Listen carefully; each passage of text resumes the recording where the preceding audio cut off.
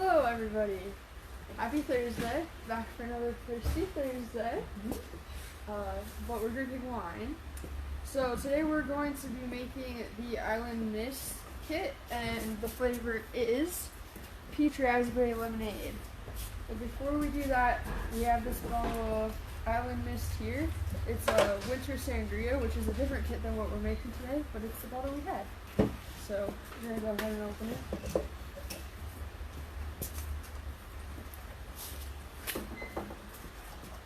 So the kit we're making today is a limited edition kit. This was last year's limited edition kit. But I don't think you've had an Island Mist before, have you? I haven't, no. Okay. So the whole thing's going to be just being able to kind of taste what these kits are really made of. If you've never done an Island Mist kit, I think you will be surprised at how much fun you can have with them. First of all, they are not sophisticated in any way. They are just fun. If you're looking to talk about, legs and flavors and nuances, there aren't any. It's just a matter of kind of nicely back sweetened, lots of fruit flavor, 6% alcohol by volume, and 6%. 6%. That's okay, gold. we can do that. That's gold, right? Yeah. Yeah, nothing like the other day. And then, we've even done, I have to say, there's a watermelon Island Mist, which I'm a big fan of watermelon flavor.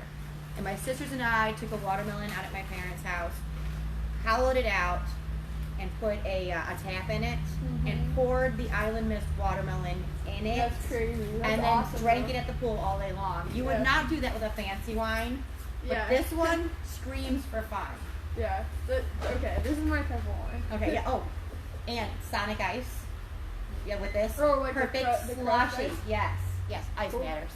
Yeah, ice definitely matters. All right, give it a shot.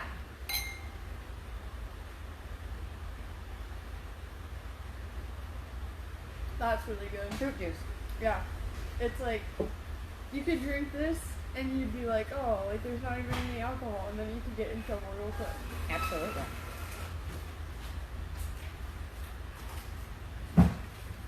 You see how beautiful it is too, though? It's clear. Here. It's sparkly. I'll hold it up a little bit closer. But yeah, it's just nice and clear. And it does that in 4 weeks. 4 weeks. Yeah. Cool. What do you think?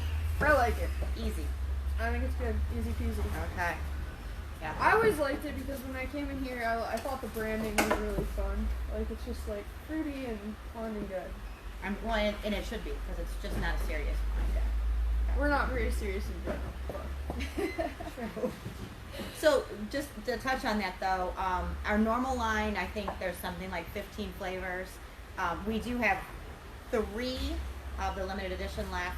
We have a hard black cherry lemonade, a hard peach raspberry lemonade, and a raspberry mojito.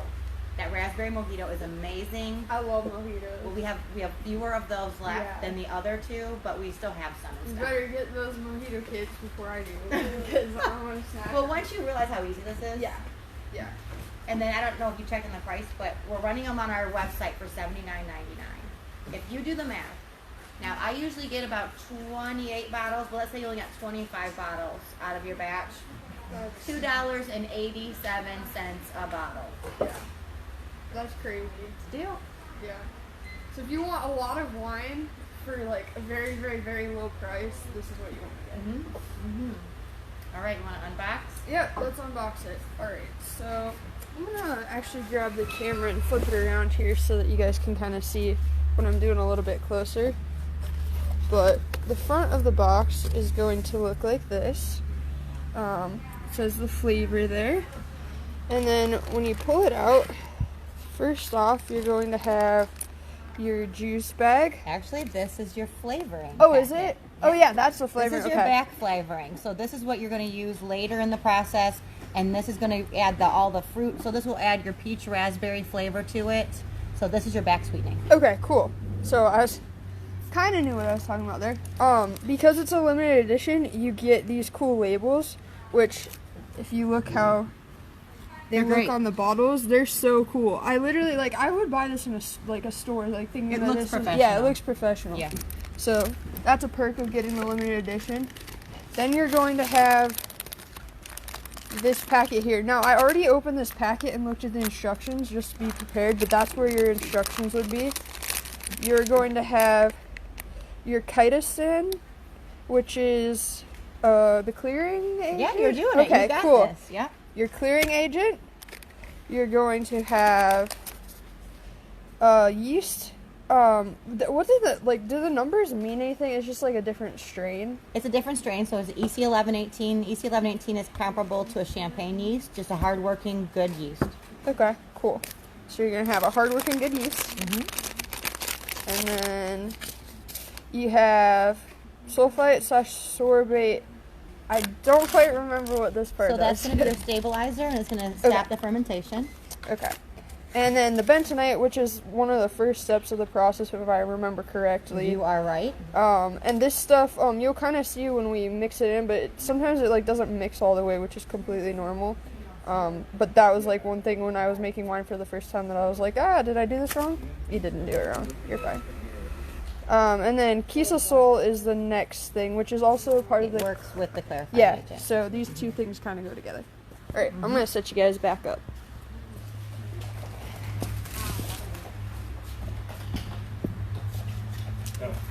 All right. We got a tripod. Look at us being all fancy. It just doesn't get better than that. All right. This is the last thing, and I needed both hands. That's why I was going to set you up. But this is a juice bag. And if you see sediment and things in here, it's totally normal. And in fact, we're going to make sure we get all of that because it's all part of the great flavor. Okay, cool. So before we went on the lot today, we wanted to make sure that we had everything cleaned and sanitized. So we went ahead and sanitized everything with PBW and Star Sand. I have it right here just so you can see. Yeah. I grabbed it. So these two things right here. So that's a really, really important part of the process because otherwise you're going to start to get nasty things in your wine, and that's not going to be good. No, and so the PBW, we're kind of old school here at Homebrew. There are some fantastic kind of one product fits all cleaner sanitizers, but we really believe that the cleaning means you just get all the debris off, you really clean, you have everything ready to go, and then when you're ready to brew, you sanitize, and we do that. We have the sanitizer in the sink, we have it, all of our stuff is sitting in here, that's why we're over here in the store. You're going to hear people working because we couldn't close the store for us today. But I always like the Star San. It's a no-rinse sanitizer, and I always go with something 8 ounces or higher because it will give you this little, you can squeeze it and it will measure it for you. If you do the 4 ounces, you have to measure yourself, and I can't be doing all that hard work, so I go 8 ounces. But the PBW, though, is something that you, when you're cleaning, you need to make sure you rinse it really, really well. It's a pretty harsh cleaner, but you want a harsh cleaner because you don't want any cooties in there. Those are technical terms. Cooties. Okay, yeah, so we clean, we sanitize, we're all good on that front. So I'm going to go ahead and read the... Can I mention the kit one real quick? Yeah. So if you don't have a kit and you've not made wine before, and you're thinking, I go to the website and there's 3 or 4 different kits to choose from. If I had absolutely nothing in my brew room and I watched us and you were wishing that you were drinking this because you could make it, there's always a reason to drink. 1 second. Technical difficulties. Yeah. Technically difficult. I would do the kit that's called the 30-10 DLC. I'll just throw... Oh, you're talking about equipment. Yeah, you have to have some equipment. people might not have it. Wow, Exactly. You're smart. Well, that's why you brought me along. That's why they put her in charge. So this is the guy. It's big. It's huge. It's the 3010 DLC. DLC means double lever corker. So that means that you're going to have all the stuff you need, and you're going to be able to cork your bottles at the end. If you already have a corker, you want a different corker, just get a 3010. But if you want it all together, 3010 DLC is the answer. HomebrewOhio.com. But this is my favorite kit so far. Not to mention, I am going to design a homebrew kit, which I'm sure will be better, but not yet. Okay. So basically we have a lot of the same equipment that would come in that kit, but we already have it unboxed in the sink here. Exactly. And we're going to use a Homebrew Ohio bucket because why not? Because we are Homebrew Ohio. Yeah. Okay. So, instructions. So the instructions, first off, they're really clear. So even for someone that's never done this before, if that's you, don't worry, because I hate reading instructions. I'm like the worst, and I'll skip things. Don't skip things. You don't want to do that here.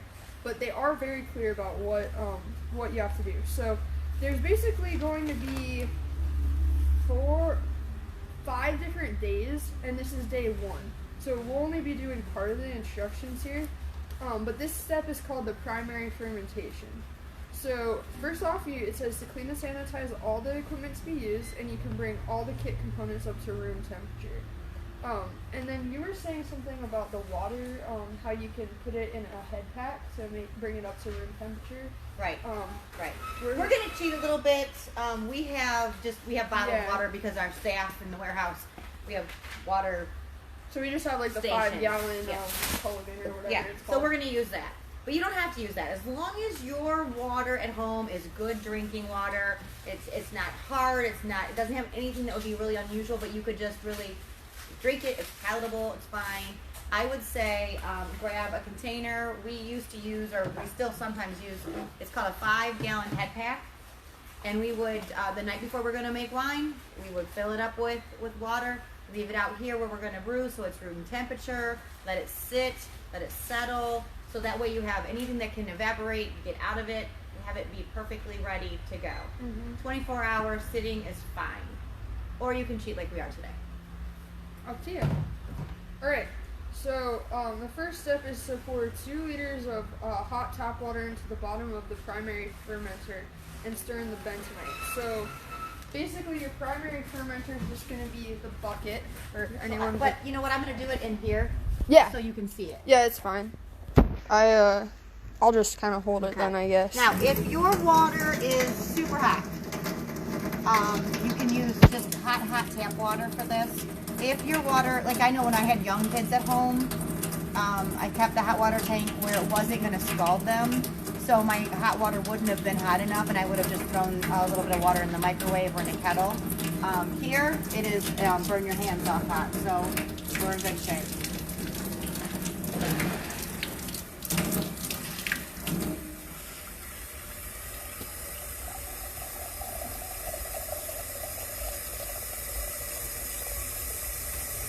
And did the directions say stir it in continuously?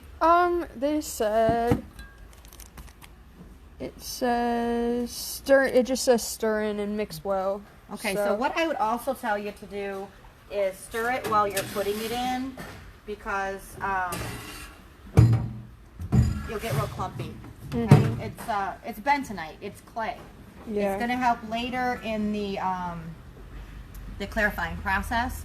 So you put it in first, and you'll see I have sanitized scissors. Yeah, that's something that kind of blew my mind the first time I watched someone brew. I was like, whoa, they even sanitize their scissors. Yeah. It's like something that I feel like people forget. Yeah, and I'm just going to throw it back in there so we can use it again. And then I have a spray bottle always with sanitizer as well. That way, anything I want to quickly sanitize, I can. But then I'm just going to take this, and I'm going to add it in relatively slowly. I have made the mistake of just one big clump. Yep.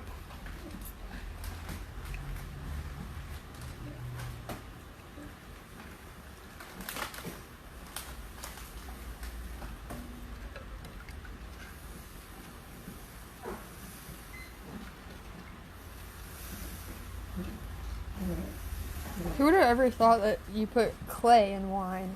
I wonder about people all the time. Yeah, who thought, well, you know what, I can improve this delicious drink by adding a little mud to it.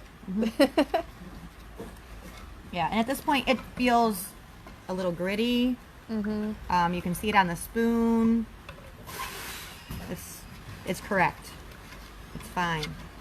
It even says in the instructions, it literally says right here, it's normal for bentonite to not fully dissolve in water. That was encouraging. Right, because, I mean, look how coarse it is. Yeah. All right, what's number 2? Okay, so the next step is to pour the contents of the juice bag juice-based bag into the primary fermenter, and then rinse the bag with water and add that to the primary fermenter. Okay, so our primary fermenter right now is full of star sand. I'm going to dump that out. Now, star sand has a logo that says "Don't fear the foam." So if it's real foamy and bubbly, no biggie. No biggie. Don't rinse it. Don't rinse it, it'll be fine.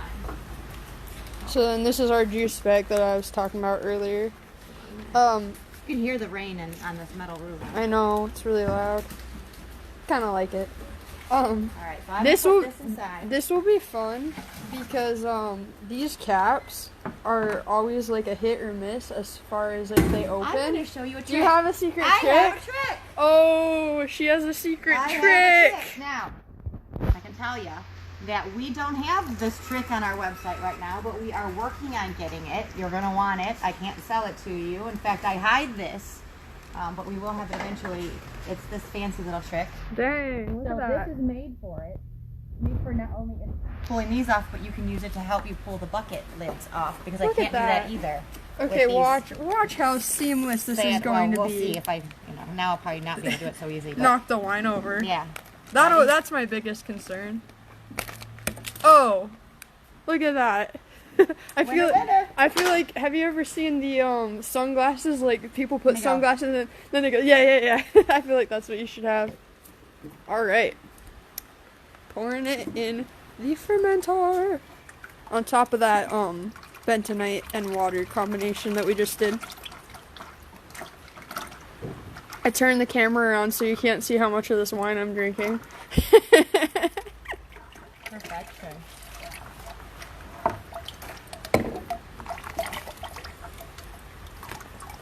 So then it said to rinse the bag out too. Yeah, because you know what? See this? You want You want this.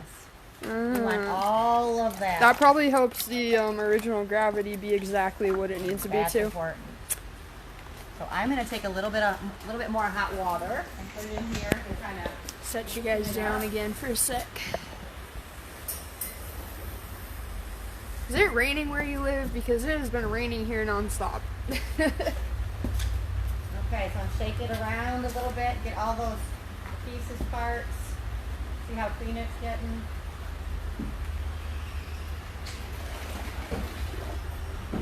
All right, now what do we do? So,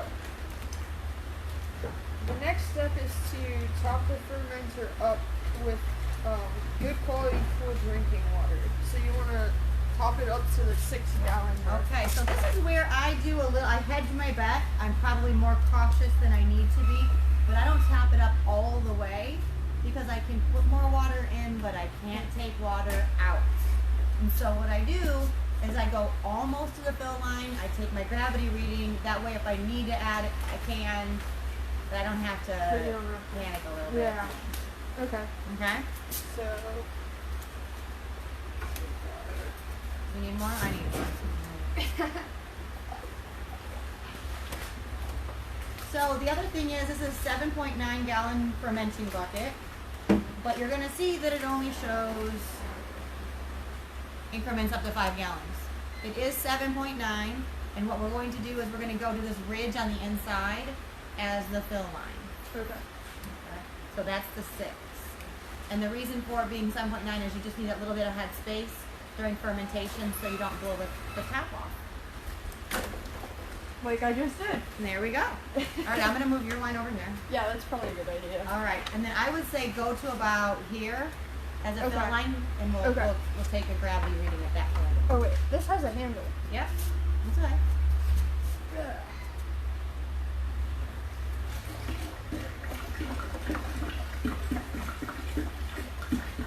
I need to start lifting. You just did. Try not to splash. It's all good. It gets easier as it goes. You see, I wore my t-shirt that Todd in our graphics department made Yeah, for it's me. very cool. I actually saw the back of it. Well, I like the fleur-de-lis, and that's what he made for me. It's very nice.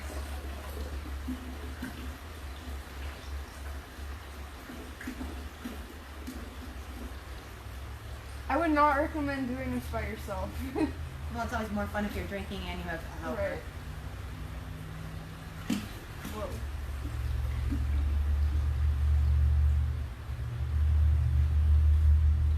You smell it? Smells Mhm. good.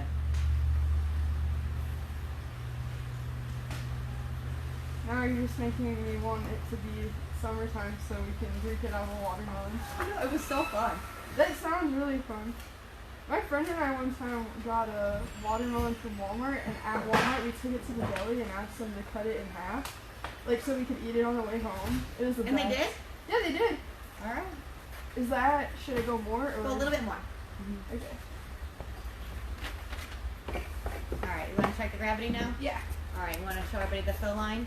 Well, we're not quite ready to check the gravity, but you can show them the fill line. Yeah. And I'm going to try to get all the bentonite I can off of this spoon. So see how there's like that edge of the lip here? We basically just filled it a little bit lower so that in case, you know, like Paula said, you can always add more, but you can't add less. There's the back of your shirt. Yeah, Todd does a good job with all the different shirts and things we have. He made this one custom for me. I felt kind of special. Aw. Maybe you want a day off or something. I don't know. We actually have a Homebrew Ohio Skull t-shirt that has like all the different types of beers in text, but it's shaped into a skull. That's online on our website right now, so if you are a wine drinker that also likes beer, you can go ahead and get that if you're interested. I thought it was really cool the first time I saw it. So Paula's just kind of attaching this stir to the drill. And I mean, this isn't 100% necessary, we're just lazy. And It's kind of fun. So what this does is helps us be able to stir it very quickly, as you will see. And it's important that you do stir it well at this point because you want everything to be mixed throughout the solution to get the best original gravity reading you can. Oh yeah.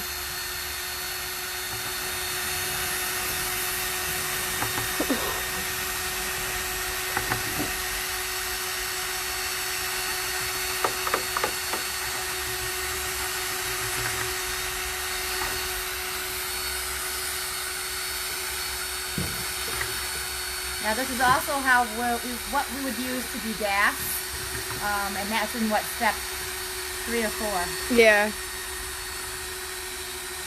I would say that's mixed. Yeah. That looks good. I say it like I know what it should look like, but it looks I like good. that about you. It was very, you knew what you were talking about. I did make one by myself one time. I don't know. I feel like I come on here and I act like I don't know what I'm doing, but I do okay. I do okay. Okay, so I'm going to use a test jar and a wine thief. There are so many different kinds of wine thieves. This mine is. That's yours. Mine's over here. I keep drinking out of it. Gosh, I haven't used this kind in a while. So this is a baster. Basically.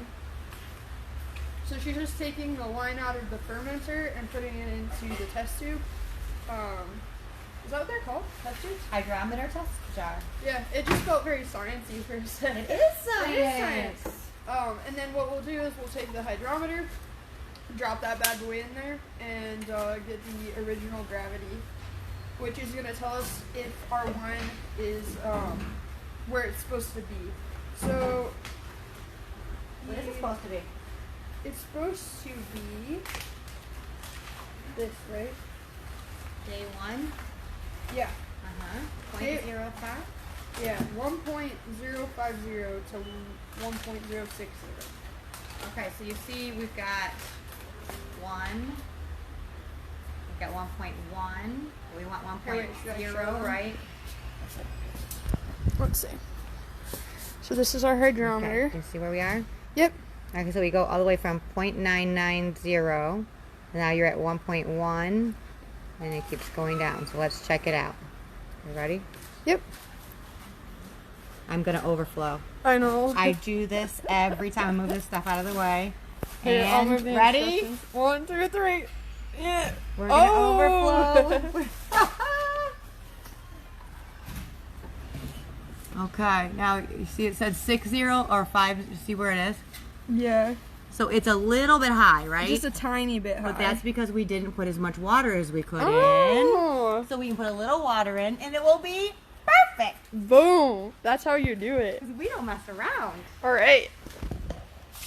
That's actually a really smart tip. Well, only because I've done this a million times, and there have been times that I've thought, if I could just get some of that water out. Yeah, so we're just going to add a little bit more, and we're going to be spot on. Okay, this is like a hypothetical situation, but do you think those life straws that filter particles out, if you just... No! I'm kidding, You don't saw do me that. cleaning and sanitizing Don't do everything. that. Don't do that. I'm All right. giving Paula a heart attack over You here. are. All right, add a little water here. Okay. Wait, And do then- I just leave? Yeah, okay. we can just leave this. Alright. Yeah. And we can test it again if you want, but we're going to get spot on. Up to that line, right? Or I go right to there. boom. Beautiful. Now the other part is because I do not ever want a chance of contaminants, I am not putting this back in. Okay. I know this breaks a lot of people's hearts. It's just a few sips. It's fine. It is, and I'd rather have all of this be good than to ever put something back in that's going to contaminate. I saw a guy on Instagram the other day. He was like, I had to dump out a beer. And then there was just a stream of comments like, oh man, I'm feeling for you, man. Can't do it. Yeah, so we don't want that. All right. Next step is All right, I'm going to have you push that down, if you will. so we have The to lid. sprinkle the yeast on. Oh yeah, that's a good idea. You should probably put that on. Or it doesn't work without it. I was trying to skip the yeast. I am. Alright. You want here? What? You be the yeast sprinkler. I will be the lid holder. Beautiful. The show was I wasn't drinking enough.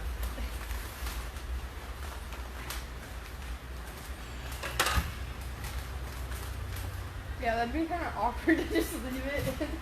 Like, Why it's is not that going? doing anything? Yeah.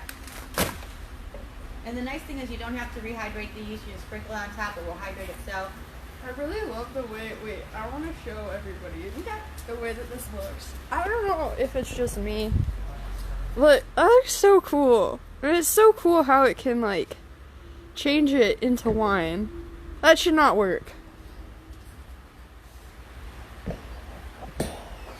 Alright. All right, lid on. Lid. It's a grommeted drilled lid. And then the 3-piece airlock goes in the top. And I filled it with star sand. To the line. So, question. Uh-huh. Some people fill with water. Is there, like, does it really matter that much? You can fill it with distilled water. You can fill it. Some people fill it with vodka. Well, because vodka doesn't evaporate. So if you were going to have this one for a long period of time and you want to make sure it doesn't go dry, they do that too. Huh. More to know. And then, do we push this down or do we leave it loose? I push it down. Okay. Oh, let's move my wine again. That's the theme of the day. Moving Moving the Courtney's wine. I don't know about this. This is like the one Tupperware my mom has that just won't fit. It does fit. Is this fitting? We did get all right pieces, right? I think so. Technical difficulties. Holy cow. There we go. I heard it. I heard it. I'm like hanging my entire weight off this. Wine is easy to make. There we go. There we go. Boom. Oh, look at that. And Done. you can see it let all the air out of it. Did it It's ready really? to Oh, go. I missed yes. it. Yes, we were bubbling. Cool. All right, so what do we wait for? So, Day 14. yeah. Day 14. Oh, and you want to put this somewhere where it's going to be 68 to 77 degrees, for the entire winemaking process. So yeah, the next step will be on day 14. So right around the middle of November. Yeah. So that's day one. Hope you guys are having a good Thursday. We are. We're having a really good one. Thanks for tuning in.